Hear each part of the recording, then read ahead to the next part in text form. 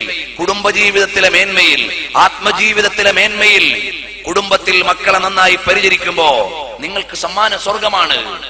ഭാര്യയുമായി നല്ലതുപോലെ വർത്തിച്ചാൽ സമ്മാനം സ്വർഗമാണ്. ഭർത്താവുമായി നല്ല രീതിയിൽ പെരുമാറിയാൽ സമ്മാനം സ്വർഗമാണ്. എത്ര മനോഹരമായ മതം! കാട്ടിൽ പോയി തപസ്സിരുന്നാൽ മാത്രം കിട്ടുന്നതാണെന്നല്ല ഇസ്ലാമിന്റെ രീതി. സാമൂഹിക ജീവിതത്തിന്റെ ഇടവേളകളിൽ ആവശ്യമായ നിബന്ധനകളും നിയമങ്ങളും പാലിച്ചാൽ നിങ്ങൾക്ക് കിട്ടുന്നതാണ് സ്വർഗം. ഇതാണ് ഇസ്ലാം. അപ്പോൾ സമീപകാലത്തൊരു ചെറുപ്പക്കാരിയായ സഹോദരി മരണപ്പെട്ടു പോയി. ആ വീട്ടിലേക്ക് ഞാൻ സന്ദർശനത്തിന് ചെന്നപ്പോൾ 2ാം ക്ലാസ്സിൽ പഠിക്കുന്ന കുട്ടി വാപ്പയുടെ മടിയിൽ വന്നിരുന്ന് നിലവിളിക്കുന്നു, ഉമ്മയെ കാണിച്ചു തരണം. നിസ്സഹായനായ വാപ്പ എന്നോട് പറഞ്ഞു, എന്തു ചെയ്യാനാണ് ഉസ്താദേ? ഇവൻ സ്കൂളിൽ നിന്ന് വരുമ്പോൾ സാധാരണ ഉമ്മയ്ക്ക് സലാം പറഞ്ഞു വരുന്ന ആളായിരുന്നു. ഇപ്പോൾ ഉമ്മയെ കാണുന്നില്ല, അവൻ പ്രയാസത്തിലാണ്. ഇവന്റെ ഉമ്മയുടെ ജനാസ കൊണ്ടുവന്ന് കിടത്തിയപ്പോൾ മരിച്ചു കിടക്കുകയാണെന്ന് ഈ കുട്ടിക്കറിയില്ല. സാധാരണ സ്കൂളിൽ നിന്ന് വന്ന് സലാം പറഞ്ഞിട്ട് കൈ കൊടുക്കാൻ തോന്നുന്നത് പോലെ ഈ ഉമ്മ മരണപ്പെട്ട് കിടന്നപ്പം 6 വയസ്സുള്ള 2ാം ക്ലാസ്സിൽ പഠിക്കുന്ന കുട്ടി വന്നിട്ട് അസ്സലാമു അലൈക്കും പറഞ്ഞ് കൈ കൊടുക്കാൻ നോക്കുക. എങ്ങനെയാണ് എനിക്ക് സഹിക്കാൻ കഴിയുക എന്നൊക്കെ പറഞ്ഞിട്ട് അദ്ദേഹം ഇങ്ങനെ നിലവിളിക്കുന്നതിനിടയിൽ പറഞ്ഞു, ഉസ്താദ്, എന്റെ ഇത്രയും കാലത്തെ കുടുംബജീവിതത്തിനിടയിൽ എനിക്കിഷ്ടമില്ലാത്തതൊന്നും എന്റെ ഭാര്യ ചെയ്തിട്ടില്ല. എനിക്ക് പൊരുത്തമില്ലാത്തതൊന്നും എന്റെ ഭാര്യ ചെയ്തിട്ടില്ല. എന്നോട് ചോദിക്കാതെ ഒരു ഇടപാടും അവൾ നടത്തിയിട്ടില്ല. ഒരു കാര്യം മാത്രമേ ചെയ്തിട്ടുള്ളൂ. രോഗിണിയായി കിടക്കയിൽ കിടക്കുമ്പോ കയ്യിൽ കിടന്ന ഒരു ആഭരണം ഒരു ദീനീ സ്ഥാപനത്തിന് സംഭാവനയായി നിയത്താക്കി അതെന്നോട് ചോദിക്കാതെയാണ് ചെയ്തത്. അവസാന നിമിഷങ്ങളിൽ എന്നോട് ഹോസ്പിറ്റലിൽ കിടന്ന് സംസാരിക്കുമ്പോൾ പറഞ്ഞു, നിങ്ങളോട് ചോദിക്കാതെ ഞാനൊരു കാര്യം ചെയ്തു പോയി, പൊരുത്തപ്പെടണം. ഞാൻ ചോദിച്ചു, എന്താണ്?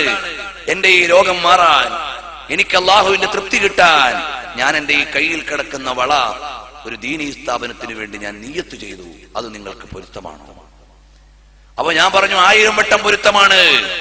അപ്പൊ ഒരു ഭർത്താവ് മരണപ്പെട്ടു പോയ ഭാര്യയുടെ മേന്മ പറയുകയാണ്, ഇത്രയും കാലമുള്ള ഞങ്ങളുടെ കുടുംബജീവിതത്തിനിടയിൽ ഒരു പ്രയാസങ്ങളും അവൾ നൽകിയിട്ടില്ല.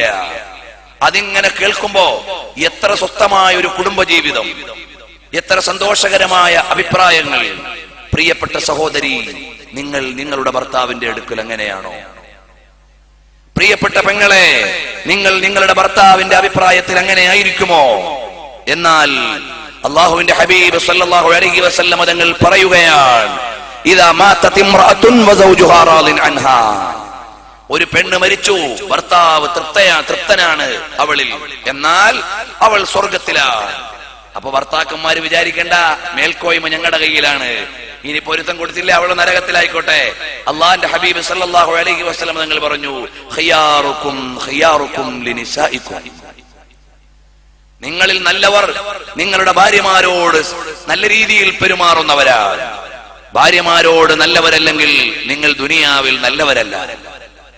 അപ്പൊ അള്ളാഹുവിന്റെ ഹബീബ് സല്ലല്ലാഹു അലൈഹി വസല്ലം തങ്ങൾ പഠിപ്പിക്കുകയാണ്, ഭാര്യയെ കയറി വന്ന് തല്ലുക, തെറി വിളിക്കുക, എന്തെങ്കിലുമൊക്കെ ചെറിയ ചെറിയ സ്പെല്ലിംഗ് മിസ്റ്റേക്കുകൾ കൊണ്ട് കലാപം സൃഷ്ടിക്കുക, അതൊരു ഭർത്താവിൽ നിന്ന് ഉണ്ടാകേണ്ടതല്ല. ഖിയാറുക്കും ഖിയാറുക്കും ലിനിസാഇക്കും, നബി സല്ലല്ലാഹു അലൈഹി വസല്ലം തങ്ങൾ പറയുകയാണ്. അപ്പൊ നിങ്ങൾ നല്ലവരാകണമെങ്കിൽ നിങ്ങളുടെ ഭാര്യമാരോട് നല്ല സമീപനമുള്ളവരാകണം, ഭർത്താക്കന്മാരുടെ പൊരുത്തമുള്ള ഭാര്യമാരാകണം, ക്ഷേമകരമായ കുടുംബജീവിതങ്ങൾ ഉണ്ടാകണം. അത് നിങ്ങൾക്ക് ഇവിടെ സ്വർഗമാണ്, നാളെയും സ്വർഗം നൽകുന്നതാണ്. الرضا بالله ربا وبمحمد صلى الله عليه وسلم رسولا وبالإسلام دينا. അബൂ സഈദ് അൽ ഖുദരി റളിയല്ലാഹു അൻഹു പറയാണ്, قال رسول الله صلى الله عليه وسلم, നബി സല്ലല്ലാഹു അലൈഹി വസല്ലം പറഞ്ഞു, മൻ ഖാല റളീതു ബില്ലാഹി റബ്ബൻ വബിൽഇസ്ലാമി ദീനൻ. ആരെങ്കിലും ഒരാൾ പറഞ്ഞു, റളീതു ബില്ലാഹി റബ്ബാ, ഞാൻ അല്ലാഹുവിനെ റബ്ബായി പൊരുത്തപ്പെട്ടിരിക്കുന്നു, വബിൽ ഇസ്ലാമി ദീനൻ, അല്ലാഹുവിന്റെ ഇസ്ലാമിനെ ഞാൻ ദീനായി പൊരുത്തപ്പെട്ടിരിക്കുന്നു, വേറെ ആദർശം എനിക്ക് വേണ്ട, വബി മുഹമ്മദിൻ സ്വല്ലല്ലാഹു അലൈഹി വസല്ലമ നബിയാ, നബി സല്ലല്ലാഹു അലൈഹി വസല്ലമ തങ്ങളെ നബിയായി പ്രവാചകരായി ഞാൻ പൊരുത്തപ്പെട്ടു എന്നൊരാൾ പറഞ്ഞാൽ വജബത്ത് ലഹുൽ ജന്ന, അയാൾക്ക് സ്വർഗം നിർബന്ധമാണ്, അയാൾക്ക് സ്വർഗം നിർബന്ധമാണ്. ആ ദിക്ർ പതിവാക്കാനാണ് നമ്മൾ ഹദ്ദാദ് ഓതുന്നത്. റദീനാ ബില്ലാഹി റബ്ബൻ വബിൽ ഇസ്ലാമി ദീനൻ വബിമുഹമ്മദിൻ സ്വല്ലല്ലാഹു അലൈഹി വസല്ലമ നബിയ്യൻ വറസൂലാ. ആ ദിക്ർ വളരെ പുണ്യമുള്ള ദിക്റാണ്. അല്ലാഹു സുബ്ഹാനഹു വ തആല നമുക്ക് സ്വർഗ്ഗം നൽകുന്ന ദിക്റാണ്, ശ്രേഷ്ഠമായ കൂലി നൽകുന്ന ദിക്റാണ്. കാഫിറുൽ യതീം നബി സല്ലല്ലാഹു അലൈഹി വസല്ലം തങ്ങൾ പറഞ്ഞു, അന വകാഫിറുൽ യതീമി ഫിൽ ജന്നത്തി ഹക്കദാ. നബി സല്ലല്ലാഹു അലൈഹി വസല്ലം തങ്ങൾ പറഞ്ഞു, യതീമിനെ സംരക്ഷിക്കുന്നവനും ഞാനും നാളെ സ്വർഗ്ഗത്തിൽ സമീപത്തരാണ്.